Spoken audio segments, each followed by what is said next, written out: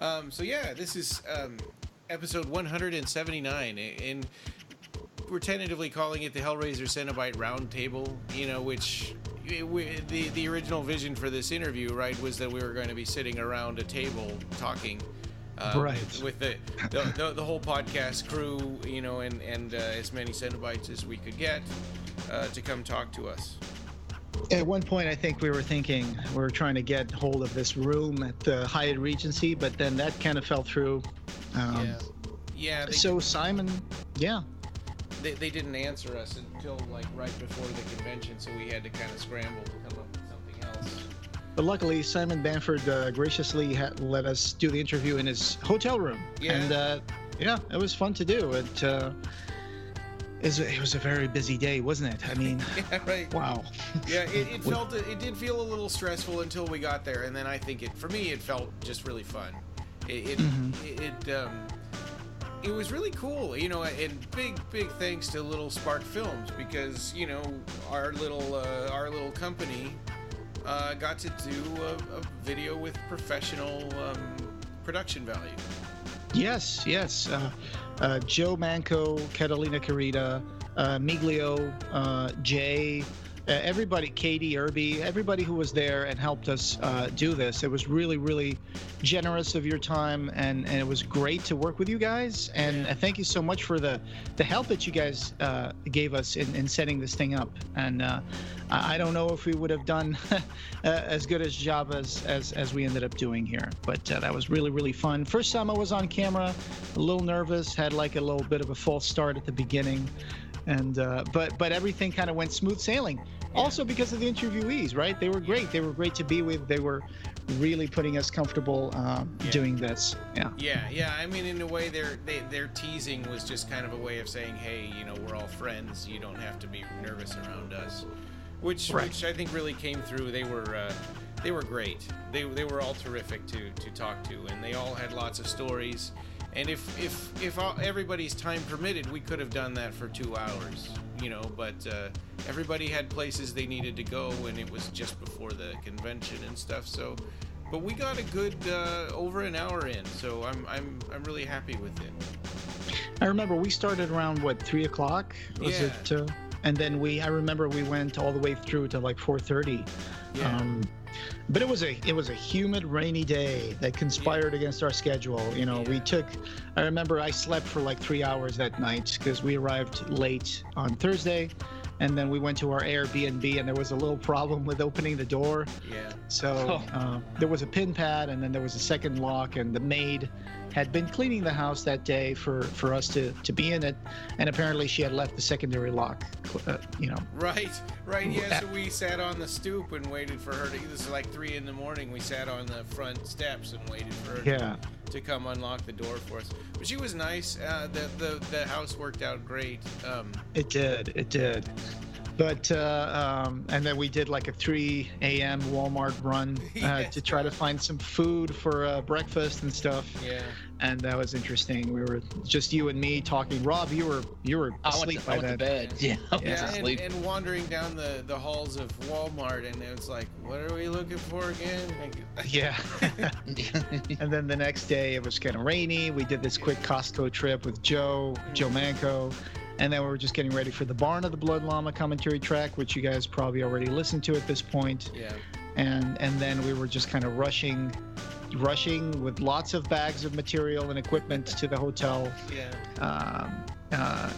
Starving, tired, wet. Yeah. I wish I could have brought something to change at the hotel, but you know, we were just there. And we went up to Simon Bamford's room, and everybody started setting things up, and it was really, really fun. Really fun. And originally, we had also planned on having our whole 5-person crew in the interview. And Joe Manco, I think, you know, right, we were in the hotel room, and Joe Manco rightfully said, you guys are going to have 5 people interviewing 4 people. And I was like, kind of like, well, I guess when you put it that way, it does. Yeah. You know? Yeah. Well, his room, I mean, that room wasn't very big. I only was in there for a few seconds because I brought up some of the gear, and I got to shake Simon's hand, which was nice. But yeah, I mean, I think Joe was right on Yeah, that. I mean, I felt and to bad. have y'all, it was really right to have y'all do it because y'all are the Clive Barker really at the, you and Jose are the main, I guess, the main core of the Clive Barker podcast. I would have preferred to have a big room with everybody in it, but that's how it happened. The room was kind of small. Sometimes you gotta take what you can get, and and when you get like a crew of like 5 people in with like other 4 guests and like 2 interviewers, and the room starts getting warmer and warmer, and it's exactly. Well, but then both David and Marcus had trouble, transportation troubles anyway, so. Really, the only one that ended up being, not being able to be in the interview was you, Rob, which I felt bad about. But no, it's not a problem at all. Me and Katie, we had fun down in the lobby, just talking to some of the fans. Oh, that's cool. And watching the cosplayers and all that. So to be honest, really as soon as I got into that hotel room, I got like tunnel vision in quotes, because I was just like more into like, let's just focus on this, and I was just talking to some of the Cenobites and explaining what sort of questions we're going to ask them, and reading them some of the questions and trying to get them comfortable with it and see if they were okay with everything, and then we brought our own microphones, and you can probably see Ryan holding his microphone during the interview. In the video, but unfortunately Nicholas Vince was the only one who was doing something that kind of took some of his time, so he arrived a little late to the interview, and then he had to leave a little early because he had another thing he had to go, because he's become a very, very prolific author and director and making short films and stuff, so he had places he had to be in. But it was interesting having Paul T. Taylor there as well. Very generous with his time, and he was kind of adopted by the Cenobite family, so to speak. It was neat. It was neat to see that. I mean, and Rob, you got to see a little bit of that earlier at the Cenobite Hellraiser screening. Yeah, and Q&A where he had asked a question right out of the audience. Yeah, and Doug, had him take a bow, kind of. And I thought that was really nice of Doug to do. Yeah. He asked something about what was. He asked the Cenobite actors, "What Clive Barker play would you like to see turned into a movie?" Yeah, not turned into a movie, just produced. Oh, produced. Gotcha. Yeah, and after that, Doug just called to well, there's actually if you go to the news report, I attached somebody a fan had filmed that the Q&A panel. Yeah, the Q&A panel. I attached it to the news report. It was Ali Boogie Thapa. Ali Boogie was a fan there. Oh. Okay. And she filmed it. Very good job. Very good video. And go check that out. In the it was a very good Q&A. And seeing Hellraiser on the big screen was amazing. It's really a different experience seeing that on the big screen. Yeah, man. I wish I could have been there. I know. I hated that you didn't get to go. Thanks to a duck that I didn't get to go. We talked about that before, so I don't need to tell the story again. But, right. Yeah. Anyway, so really, really excited about this. So here it is. This intro is kind of a bonus because you can watch this on our channel, and I really recommend you watch it. You can listen to it too, and we got this bonus intro for it for the audio version. But I really recommend following the link in the show notes and going and watching the Cenobite Roundtable. It'll help you know who's talking and who was there, and it's professionally produced. So we're really proud of it. So thank you again for Little Spark Films for all their help producing this interview and setting it up, and doing all the structure for this, including call sheets and everything. So that was very. I was very impressed with them. Very impressed. That was a learning experience for me. So thank you, Little Spark Films. And I guess without any further ado, here's the Cenobite round table, or no table. I don't know. Right. All right. Thanks.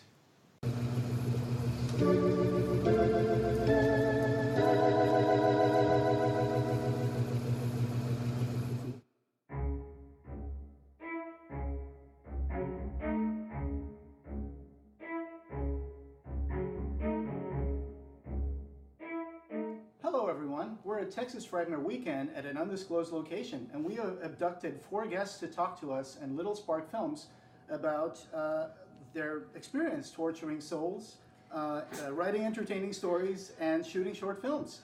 So with us today we have the fabulous author Barbie Wilde,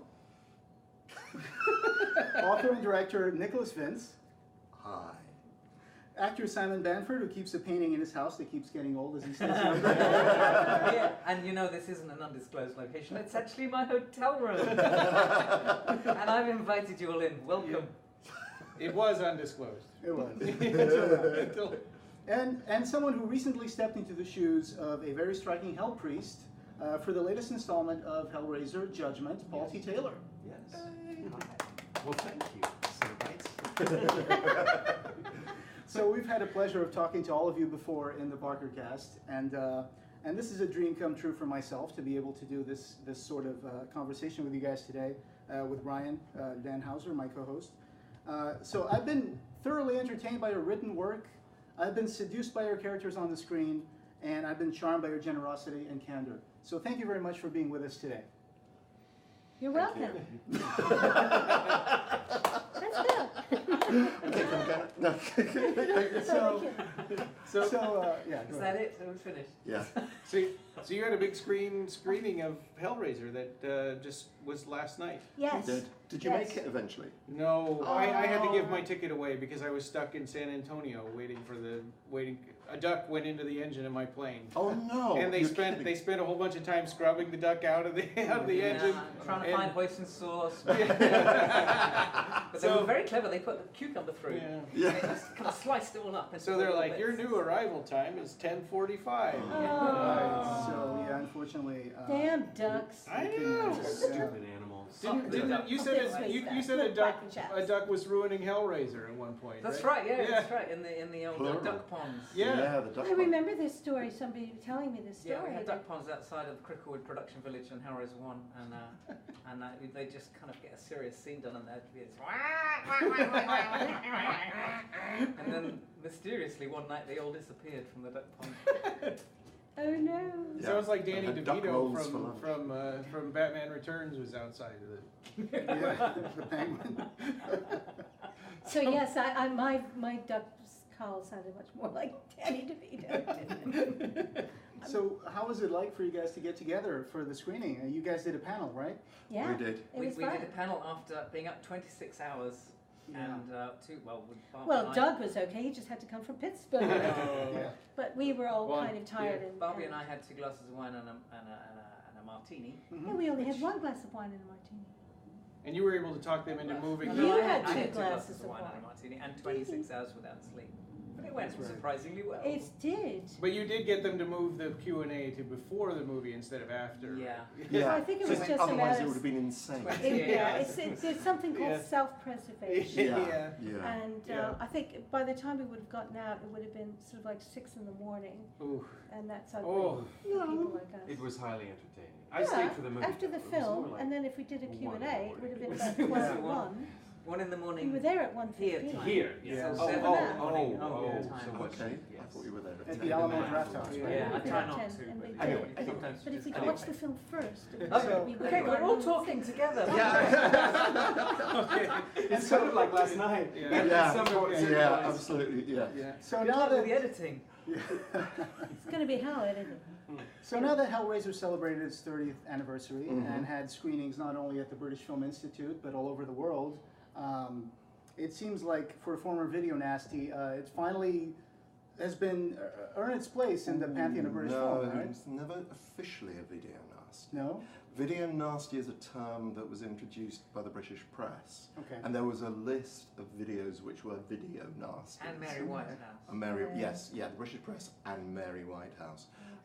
Is So there an American equivalent of Mary Whitehouse? Do you know who Mary Whitehouse is? Well, She was a She was campaigner Kansas. League for for moral moral decency. decency. Oh yeah, you've Yeah. heard. William Allen White. But I actually Yeah. think a friend of mine, Tim Daughter. Dry, who was the monster in Extra, Uh-huh. Extra was considered a video nasty. Really? Although I don't know Tipper if it's Gore, actually on. actually, Tipper Gore was Tipper Gore? was really Yeah. big into putting warning labels on music and. That's why we have Except- warning yeah. explicit lyrics nowadays in CDs. Yeah. I actually see that trying to get on topic, that the that I've always regarded in many ways Hellraiser and Hellraiser 2 as almost like art cinema because of Clive's sensibilities as an artist and the beauty that was put in the design of the Cenobites. I mean, they are exquisite in a sort of hideously gory, wonderful way, and very unusual. And of course, the lament configuration, which is this extraordinary thing. This is not your normal video nasty with a guy with a chainsaw running through the forest chasing a girl in a boob tube and stilettos. These are, you know, as I said last night, these are monsters that talk to you. They have sensibilities beyond, you know, ripping and slashing and. There was also, I mean, beyond even those, the beauty of the house, of the decaying house that they walk into at the beginning with the little icons that they find on the table and the cockroaches and the beetles running over them. There's It's like so found much art. detail. The religious iconography. You see, this is why the film has resonated through the years with people, and they say, "Oh well, let's just watch Hellraiser and Pinhead," and they watch it and they realize it's more than just that. It also is about the human monsters of Julie and Frank and sexual obsession and all the other weird desires that the Cenobites promise. It has so many different levels. It's kind of beyond your normal horror, which is why I think people are still very impressed with it. And also, if you go to places like DeviantArt and all of the other art, not Pinterest, but ArtStation. Yeah, these are, you know, all the art, all the tattoo work, all this extraordinary things that were inspired by this idea from Clive. And that's what makes it more than just, I think, a run-of-the-mill horror. But certainly, a lot of the mainstream media these days have kind of picked up on the 30th anniversary. There was articles in the Guardian and the Times, and all kind of mainstream newspapers. They would have never touched it when the film came out. So well, I remember a very embarrassing moment, my death scene moment, and I had to walk around all day long with that. Can I say this? Chernard's penis tentacle glued to my vagina throat, right? And walking around all day, and that was nothing to do with the film, though. It was just that was just Jeff trying to torture me. But that was at the same time I was doing film review for ITV, late night film review, and my hero was Barry Norman, and they got Barry down because he hated the first film, and they thought they thought he would somehow melt if he made, let's just go on the set and see Hellraiser 2. But he was sort of wandering around in his trench coat, and I saw my hero, and I hid behind some boxes. And they kidnapped him, didn't they? Yeah, the story goes that they locked him in like an office and asked him, like, why are you doing this? Why did you give us such a bad review on the first film? It's British horror. Why are you trashing it like that? He did introduce his review on the first film, but with the words, some people think that Clive Barker is a genius. I have many people who, you know, friends who I respect, who think that Clive Barker, but I don't. Oh, he said that. Ooh, spanking for Barry. Yeah. Actually, he's dead now. Yeah. So. Well, and speaking of the 30th anniversary, we should be coming up on the Hellbound 30th anniversary now, right? I mean, it's 2018. Yeah. I hope that we can see the same amount of celebration for Hellbound. But you know what I think is really adorable is that so many people come up and say, well, it's actually made lists of being, as horror sequels go, of being right up there. What good horror sequel. I mean, it is a direct thing, like, you know, Quantum of Solace is a direct follow-on from, you know, Casino Royale, and that the events are happening right a few moments later. Like Halloween too. And also people like the idea there's a bit more delving into the background of the characters and finding out what the poop is. I tend to consider that as kind of a double feature for me. Usually if I see the first, I see the second one. You know. And you get to see where they're from. I mean, you'd never get to see that again in the sequels after that. Yeah, and also you got some killer lines. Nothing personal, babe. You know, So have you noticed the revival thanks to this Arrow 2K restoration and all these screenings and the 30th anniversary? Has there been has it impacted your convention experiences with the fans? Have you noticed a revival? Very luckily being invited to introduce 2 screenings now of the 35mm print, which Arrow have, which they've been in the UK, which they've let out.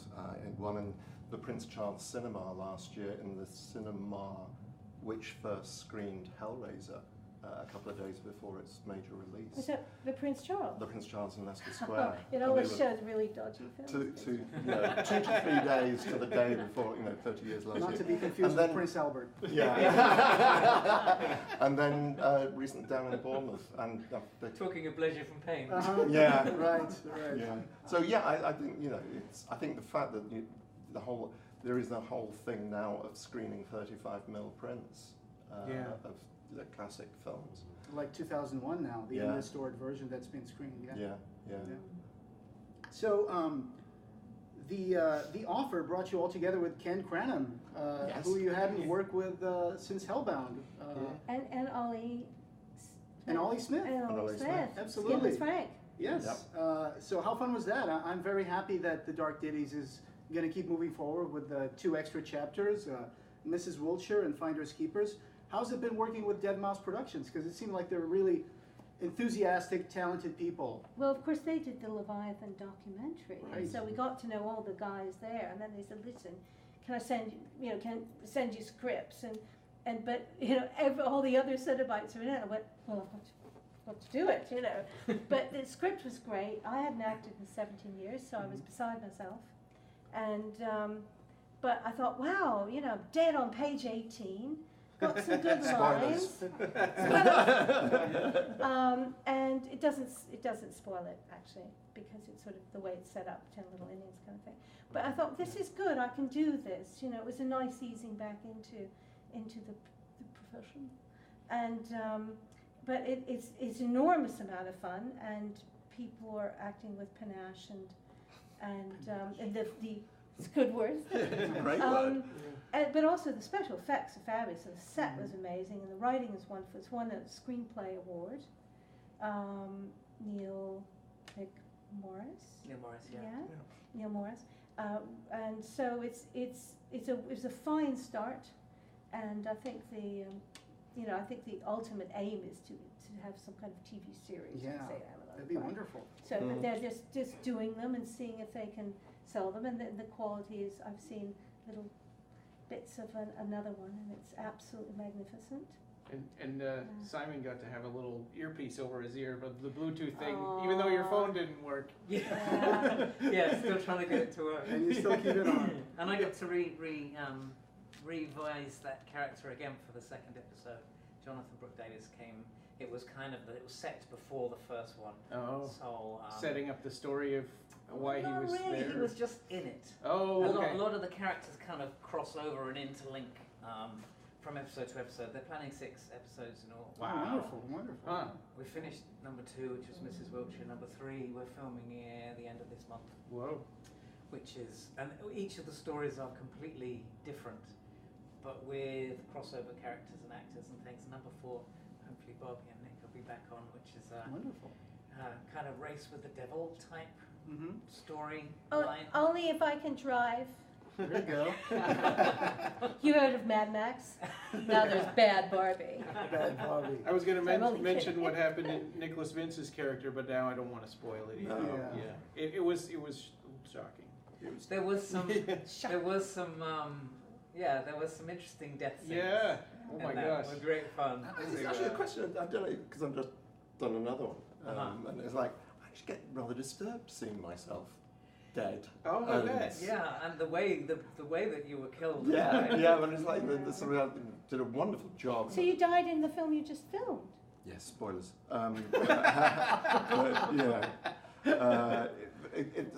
Actually, it's quite difficult to watch yourself go through. In fact, I was listening to the Hellbound Heart, the audio play of the Hellbound Heart, which we recorded recently. So there's me sitting on the train, cheerfully listening to myself play a sleazy businessman. Yeah. And then suddenly it goes, no, that's not nice. It's not like I didn't know what was going to happen, but it's just very strange. I was wondering if you were immersed in the story. Yeah, absolutely. Yes. Yeah. So I'm always fascinated by how actors, I've never had to die. Well, I did. No, but it wasn't me on the floor. It was Death Wish 2. That bit. Oh wait, that wasn't me. You. Yeah, that wasn't you. But it's just that there's a scene in LA Confidential when Kevin Spacey is shot by Dudley, his lieutenant, and he makes the light go out in his eyes. And then, but he's laughing, just Rollo Tomasi. And that's it. It is Over. so. I actually had to go back and watch it again in the cinema because I thought, how did he do that? It's just he defocused his eyes, but it was just so extraordinary. How people, you know. We were talking earlier about kind of learning the techniques and things of filming and how you never really stop. Do you? Especially coming from a theater background because they're so different. Yeah. Well, this is what you were talking about last night, wasn't it? Yeah, it's just trying to. It's a whole new technique that you have to learn, and you never stop because every project is completely different. Have you ever seen Michael Caine did a brilliant masterclass on film acting, and if this was years ago, and we're not talking about Hellraiser right now. We're talking about Michael Caine, but I'd like him to. Michael, I'd love you to be in my Zulu Zombies. There we go. I've got a part right next to you. Oh, he would be good. I know, exactly. He's done Zulu. The best thing ever to do Zulu Zombie. Wow, I can had get not. into audition That's for you, amazing. Barbie. You can. Yeah. Do you know his agent? I read his book on acting. I haven't seen the masterclass. It's on YouTube. Yeah. It simplifies it and it's beautiful. Yeah. So Paul, how was your experience last night during the panel? I heard you were pretty active. It was a trip. Well, and you got to meet. You met Doug Bradley, and yes, we were in the bar waiting. Luckily, nothing exploded. And everyone arrived. And You guys didn't tear yourselves apart. It was surreal and fabulous, and you know, this weekend started out with such an energy that's yeah. I'm sure I'll have a depression at the end of the weekend. Yeah. It's okay. It's okay. Hopefully not. How do you like Our joining the Cenobite family? How do you like joining the Cenobite family? It's the coolest thing that's ever happened to me. I mean, Oh. seriously, it is. I saw the movie in '87. I never imagined that I would ever play one of those monsters. You know, I mean, it was just, and Pinhead was just, as everyone knows, just sexy and beautiful and dangerous and smart and all that stuff. I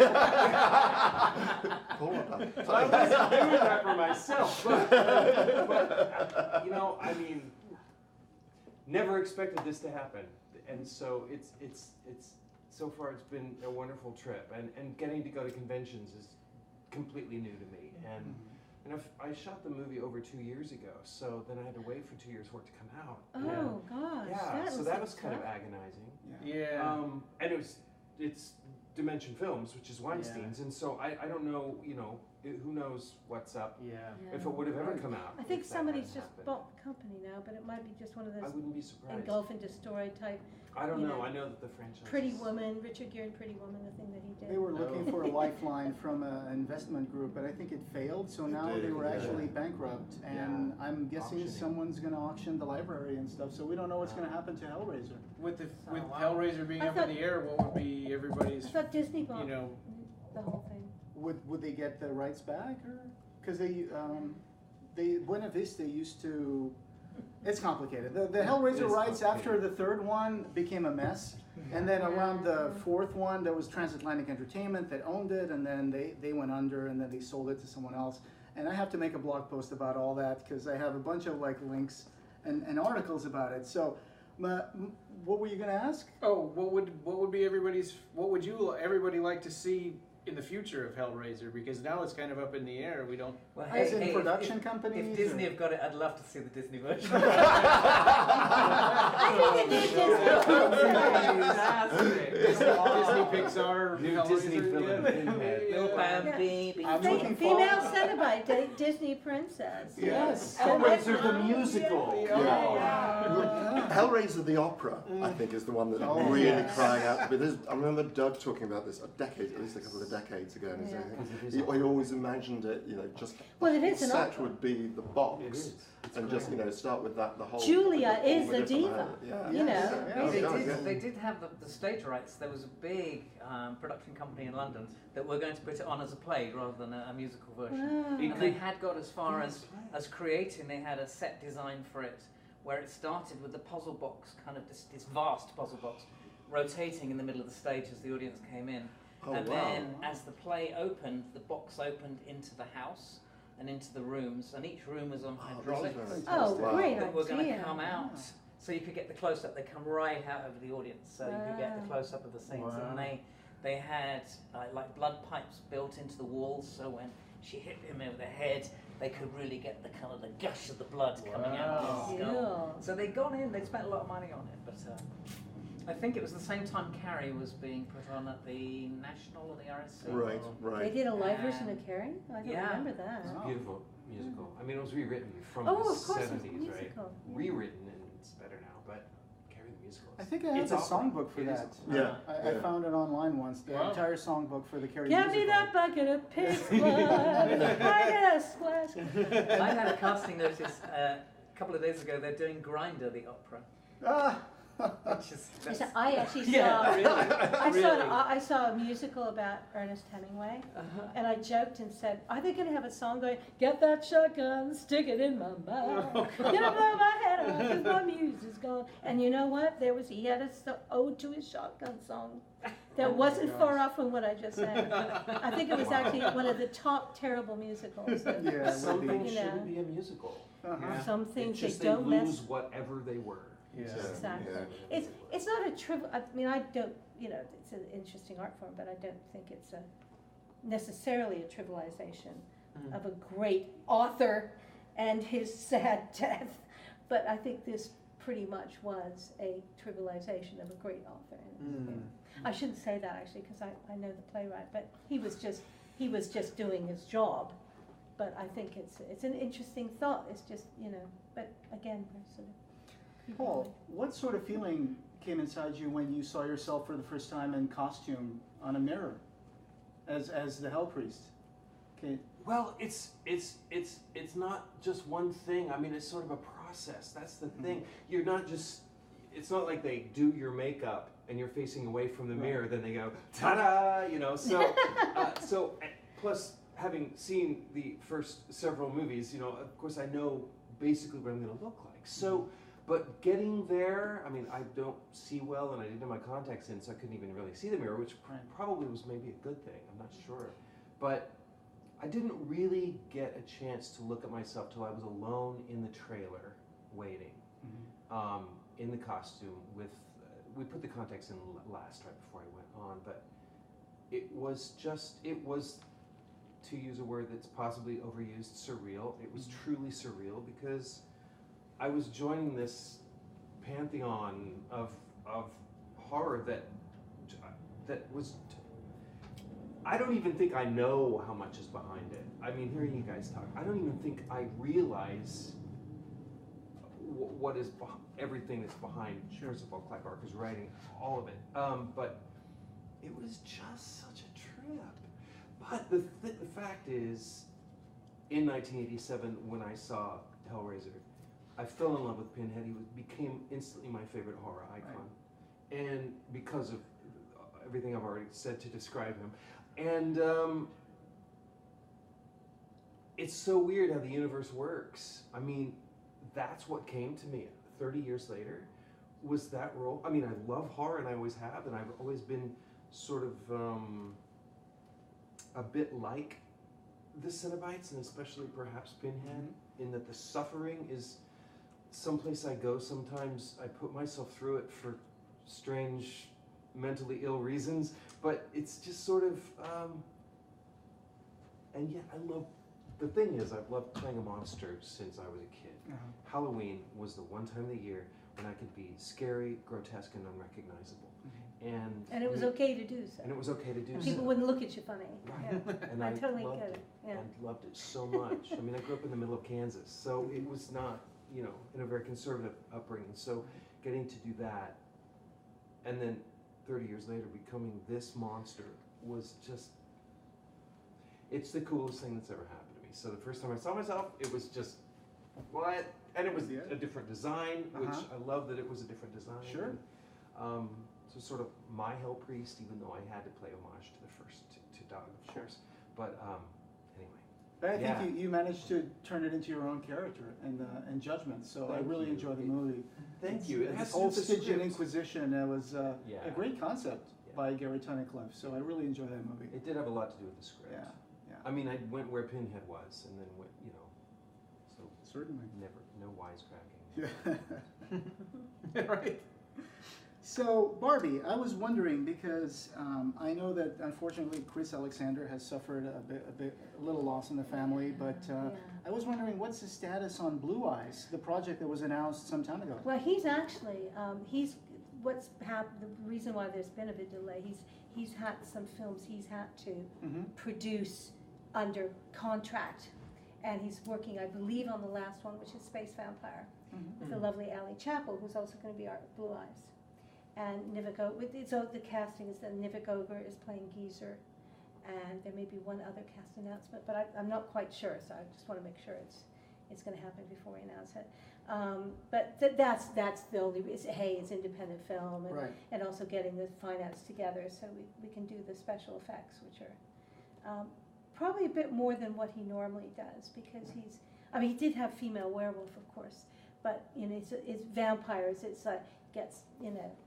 It's slightly easier than sort of this cosmic events that might be happening in Blue Eyes. Because the last update mentioned the production was starting in Toronto last November. Yeah.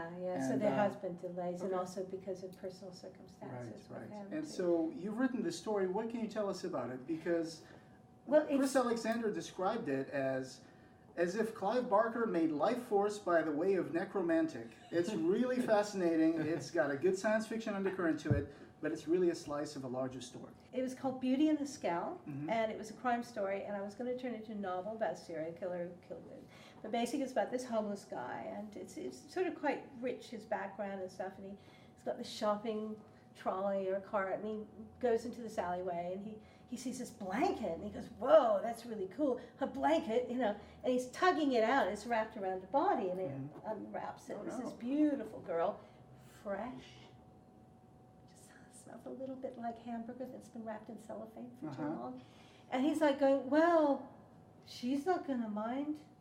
And he hasn't done anything in a long time, and she's so beautiful and sexy, and he falls in love with her, right? And he gives her a name to give her a bit of personality, and then he tries to wrap her up, but he can't do the knots right, and you know, he doesn't want to wrap to get at her beautiful face, and then because she's been killed by a serial killer, and then he tries to find the story, and that was he was going to get his friends, and then we were going to find out who's killing all these beautiful girls.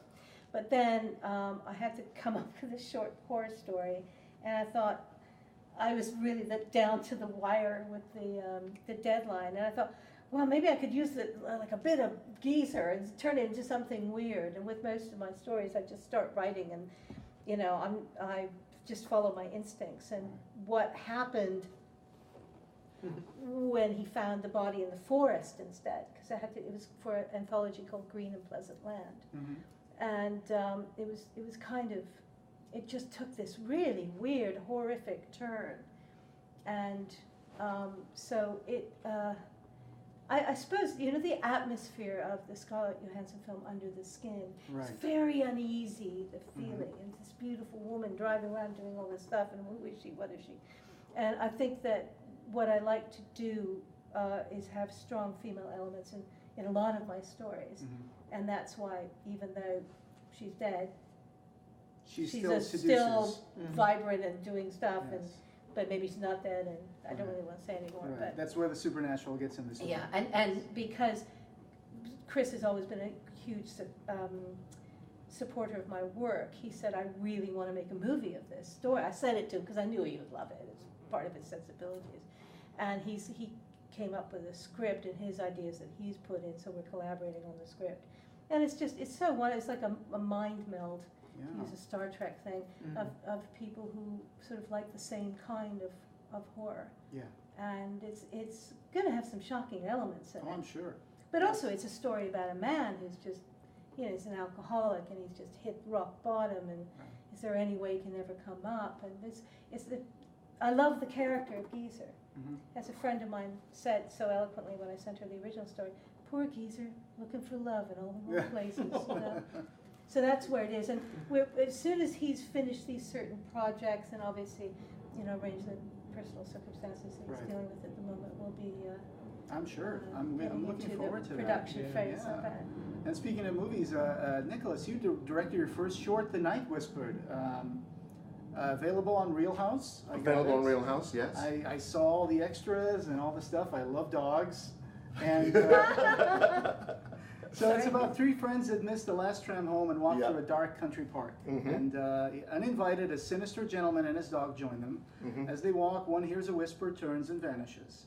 And then I'm not going to say anything else. But are you looking to direct again soon? In fact, I've done 2 more short films since then. Okay. In fact, one of them's screening tomorrow night. Here at Texas Frightmare, Your Appraisal. Your Appraisal.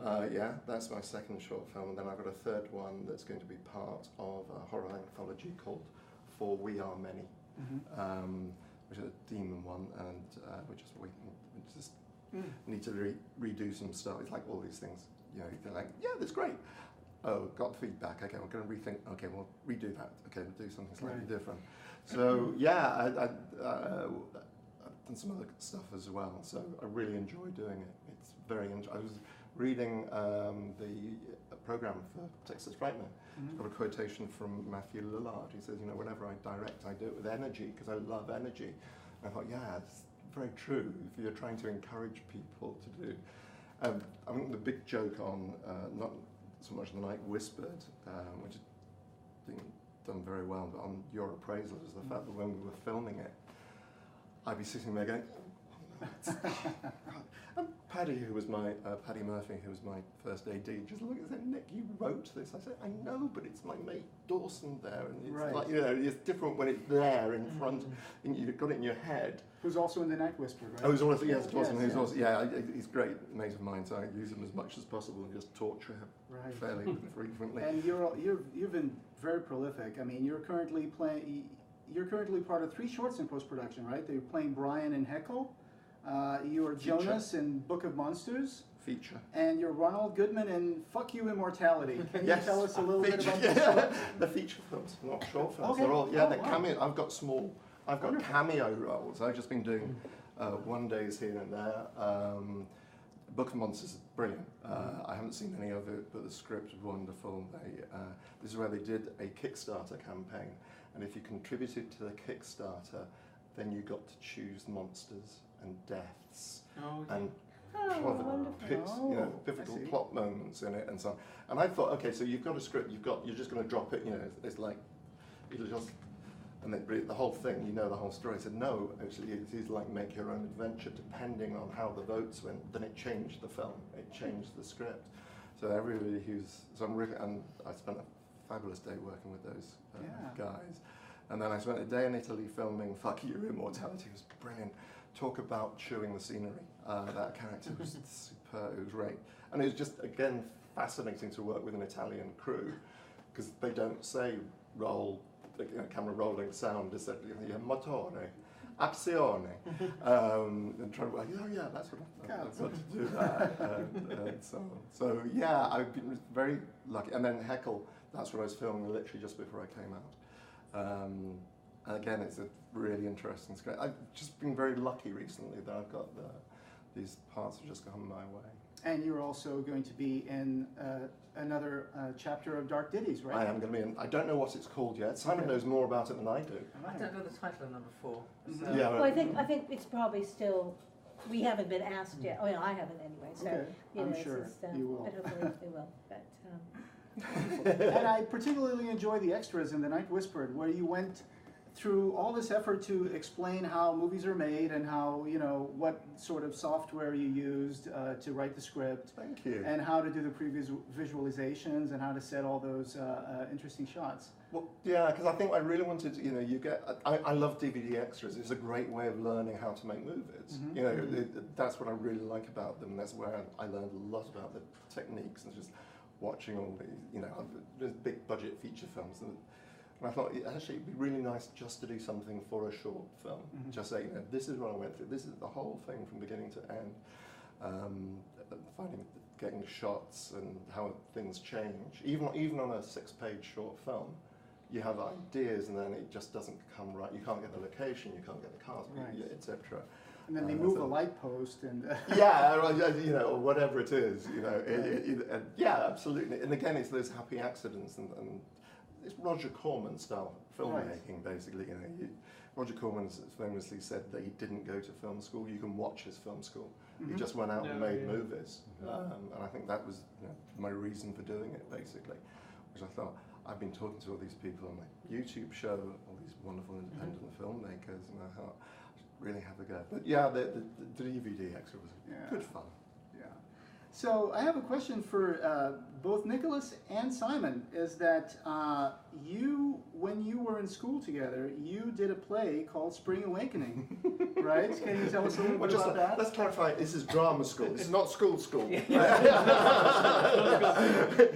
definitely over 18. It was at the time as a play called Romans in Britain was on at the National Theatre. I remember that. And it had kind of, a lot of nudity. And buggery. And funnily enough, bringing Mary Whitehouse back up, our local British censor of the time, she was trying to get it banned, and all the gutter press were trying to get the show banned because they said they were trying to get it censored and everything else. And our drama school that we were at the time thought, we'll have some of that publicity. So they put on this production of a German classical piece called Spring Awakening by Wedekind, Franz Wedekind. And we played, it was all about school kids, and it was about censorship and the dangers of censorship. But the play had, just to belittle it, had a shower scene with masturbation in it. Had a buggery scene in it. Had lots of nudity. We played gay lovers, Ernst and Melchior, who are actually in the script. I see.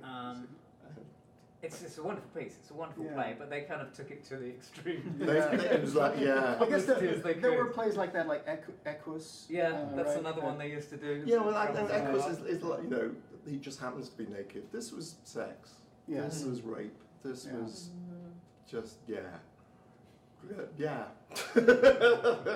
you get the chance to see it, they made a musical of it recently, didn't they? No! Seriously, very popular musical, look Spring into that. Awakening. And Very it's successful musical, it's a great Spring Awakening. Men dancing It's in about showers. how censorship can go horribly wrong, and if you censor too much, these children knew nothing about sex at all.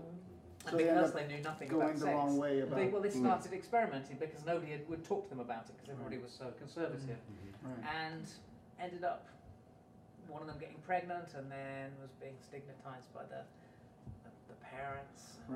You remember all I remember was actually having an 8-minute speech. I just had to remember 2.5 pages of just. I can't even remember any of it. Skim the cream is the only line I remember. Skim the cream. Yeah. And then my mother coming to watch it. I did a production again after I graduated. I did a professional production at the Young Vic in London. Right. I had it The right same here. part? Yes. I think Melchior? I played a professor, and I think I did play Melchior again. Weird. Nick, are you planning to make another volume to follow other people's darkness? Yes. I was talking about this the other day. I've got probably about another half a dozen stories, all of which are about a third or 2/3 of the way. I really need to finish at least one of them. So yeah, they're kind of bubbling away. I've started writing again and doing some other projects as well. So yes, there is a plan, and it's kind of really well overdue now. Wonderful. Looking forward to that. Yeah. Thank you. Be another moment to have you on our podcast to talk about it. It's been a couple of years now. It's been a lot more than a couple of years. It's 2013. It's nearly 5 years. Oh my gosh. It's at least 4 or 5 Where years. does the time go? I don't know. Barbie, you and Doug Bradley have announced that an audiobook of the Venus Complex is coming out, right? Yeah. How's that going, and how soon can we expect to hear Doug perform the creepy inner voice of Professor Michael Friday? Well, it's funny because he mentioned that he'd read it out to his partner, who's a sculptress. And I went, gosh, I would have loved to have heard you read my book. And he said, we've got to talk about that. And he's done, obviously, his Spine Chillers series of audiobooks, which Guillermo del Toro thought was remarkable, and he's won awards for it. So he is very, very, he knows the world. and so we tweaked the story a little bit, so he's had some of his formative years in England, because I loved his voice, and with his accent. But if he's talking, as an American character, he does that accent wonderfully. It's magnificent. He's doing a wonderful job, and I can't tell you. I suppose it's the next step is to see your words up on the silver screen, but to have an actor like Doug interpreting my disgustingly sick diary of a serial killer story. It is uncomfortable to read. Well, no, it's funny because my husband used to pop in and say, "Hey, Dolly, how are you doing?" And I'd be all pink. Another girl dead. Rape, But I get embarrassed. You say you get sort of queasy looking at certain scenes you've written, but I just think, I'm just this little gal from Canada. How can I come up with this sick shit? But it's just so wonderful because his interpretation is absolutely magnificent. And wonderful. Is there any chance we can expect a audiobook of Voices of the Damned in the future? Well, I'd love that. Yeah, I'd that would love be great. that. I'm writing another Sister Celeste story Oh, because wonderful. you've got her origin story, the female Cenobite story. You've got her creating her own box, and then you've got her rebellion in hell. This is before I read Scarlet Gospel. Right. All the female Cenobites decide we just have so over with the big guy.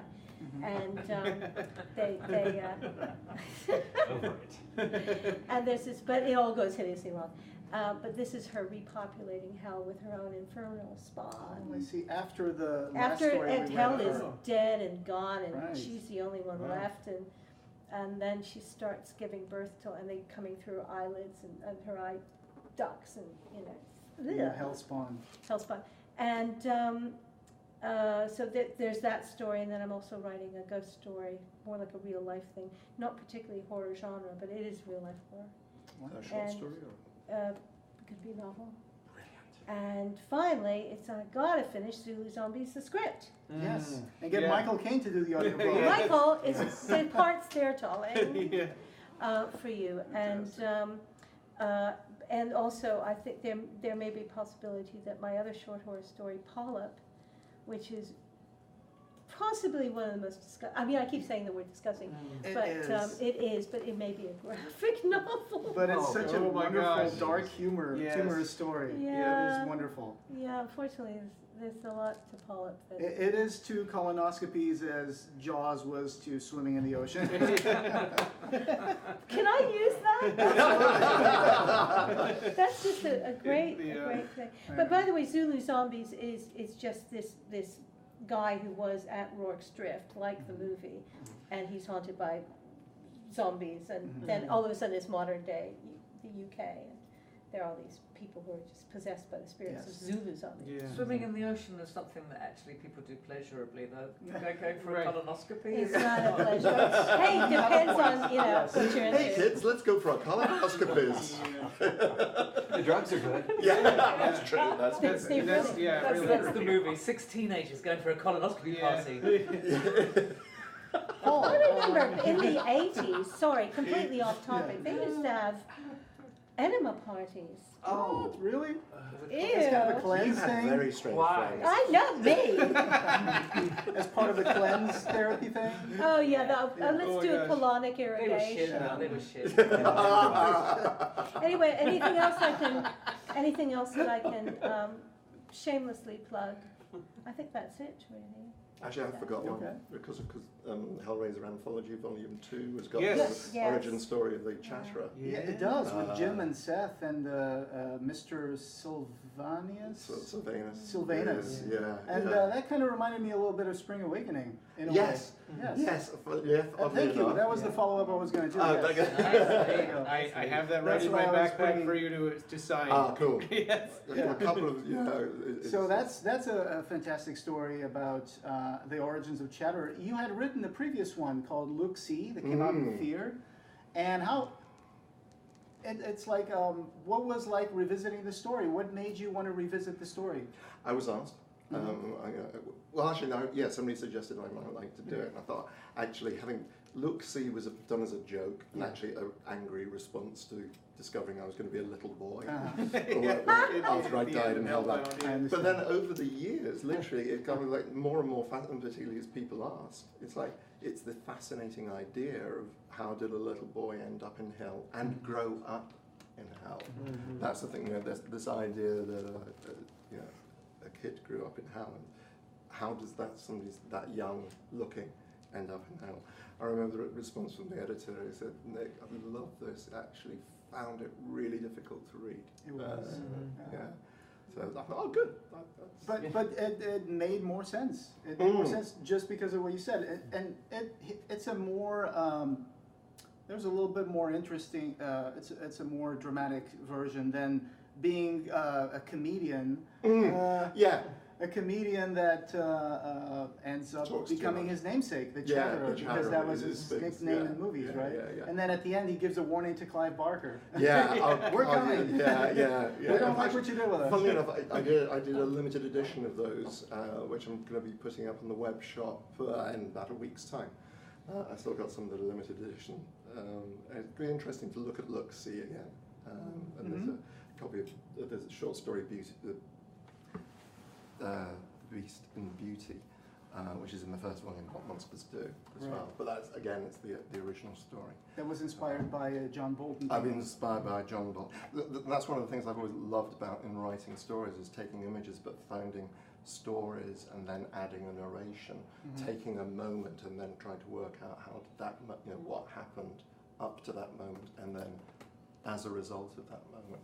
Right. There's always been a great way of finding inspiration as far as I'm concerned. So, Paul, you have a new project lined up for release in October called Sick for Toys. I do. Yeah. What can you tell us about that feature? Well, it's Christmas themed, and it's a horror film about a very twisted brother and sister who live alone in this house. And every Christmas, the brother gets his sister a new toy, and the toy is male, always a male adult, and she plays with the toy until it breaks, and until she breaks it. It's really twisted. It's very twisted, and What's the story it called again? I'm sorry. Sick for Toys. Do you wrote and directed? What's your role? In one very brief flashback scene, I am Uncle, and I am partially the reason why this boy has grown up to be this brother. It has some sexual issues. So it's just some twisted general uncle issues. Yeah, twisted uncle. Yeah. Wonderful. Yeah. And this was practically just announced yesterday as the Facebook and Twitter pages went up. But Little Spark Films' very own Joe Manco is here with us, and shadow writer Paul Kane are writing The Torturer, right? There we go. I happen to have a card. He's got cards. Yes. What can you guys tell us about that? Me? I'm behind the camera. Paul Kane from England. Yes. Paul Kane wrote it, and the shadow writer. I'm gonna be in it, and Joe's directing. He's gonna play Andy Brooks, and he's gonna get. I'm sorry, Paul, but you're gonna go through a lot. I'm gonna go through a lot. I should probably lose weight. How could you? There's nothing there. Paul Kane did the audio play adaptation I referred to earlier. Bafflegab's adaptation. Which is getting amazing reviews. And he's written 2 books about Hellraiser. He's kind of a resident Hellraiser expert. The Meisterstück, the Maven, Master, not Maven.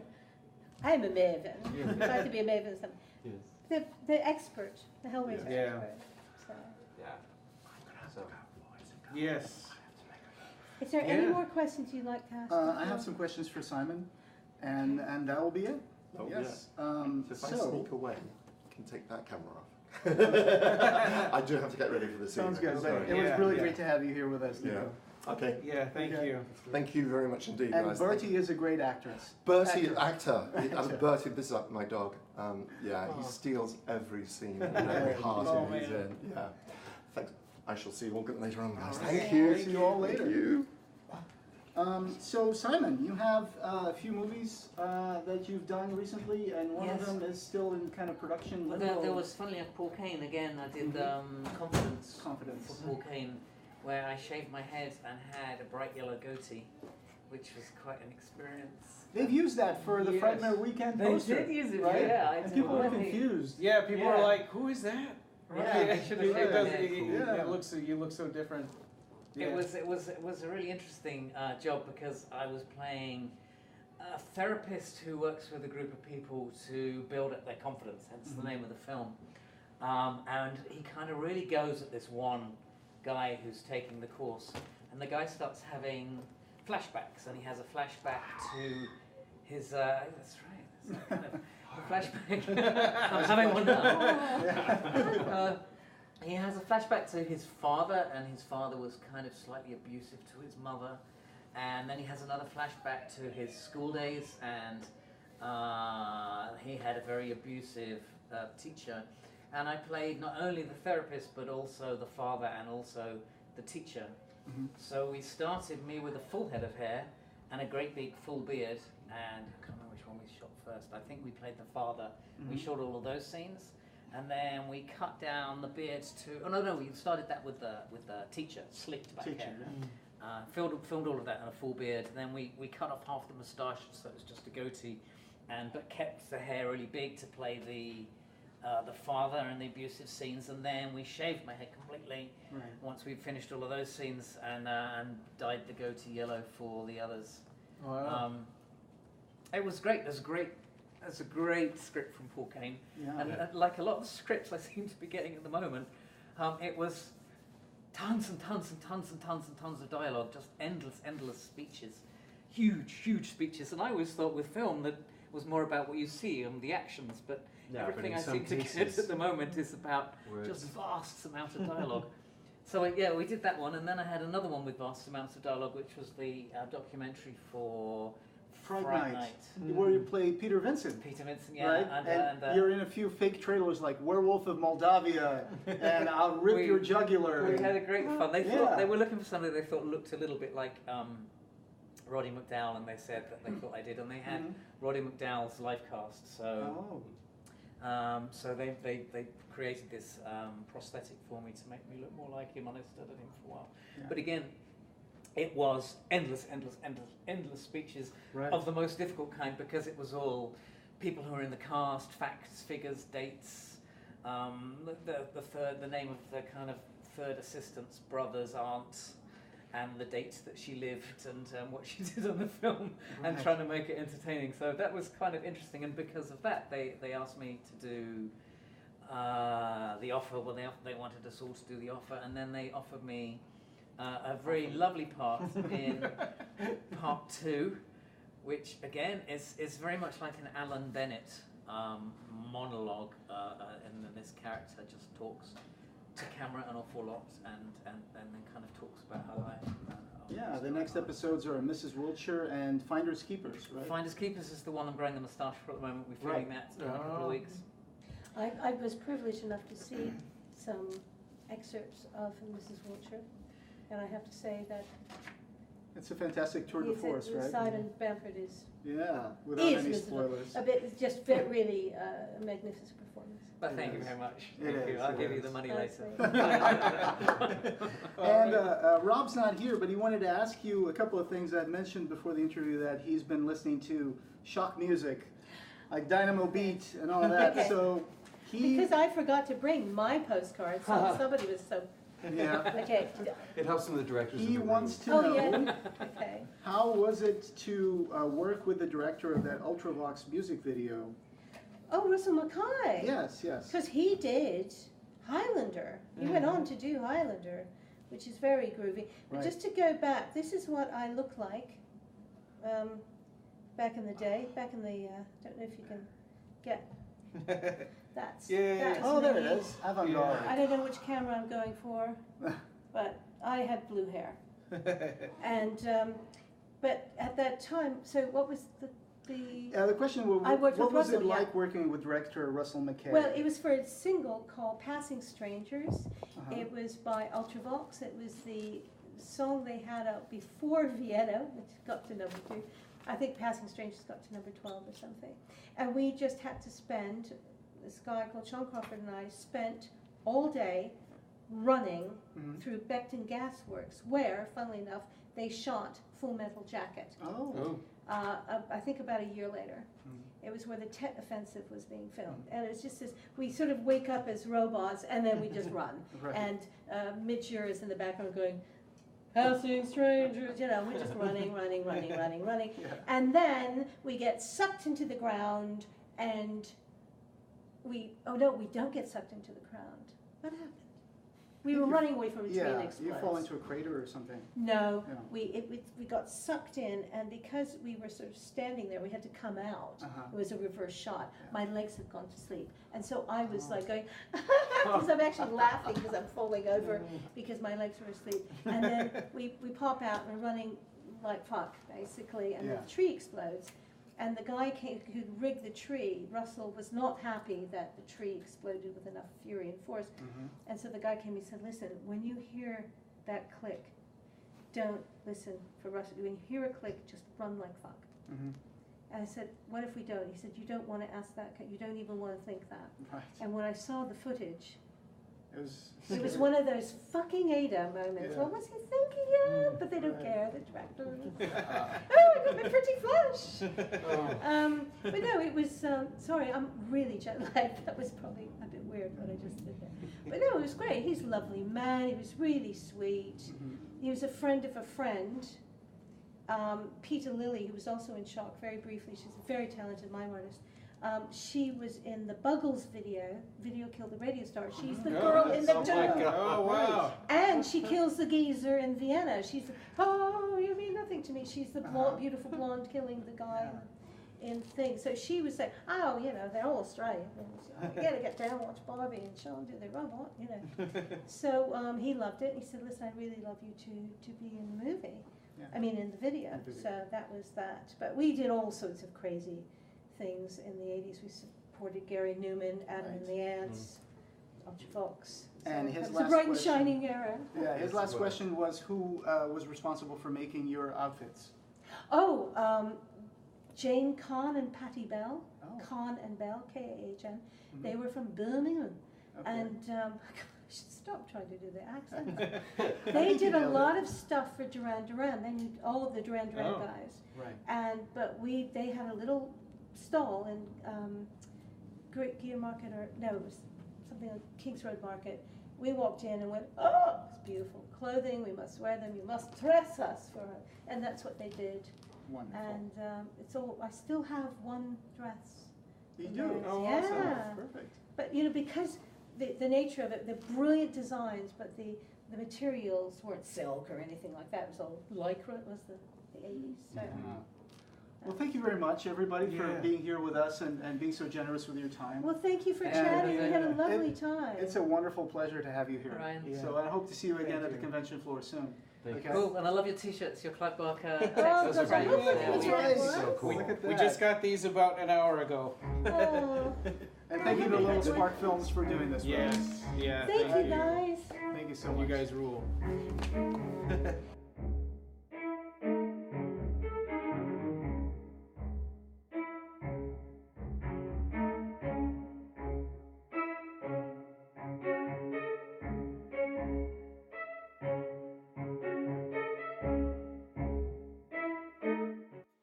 Find the show notes for this episode and join the discussion over at www.clivebarkercast.com, where we have news and links to all the ways you can connect with us. You can subscribe on Apple Podcasts, Google Play, and every other place you can find podcasts.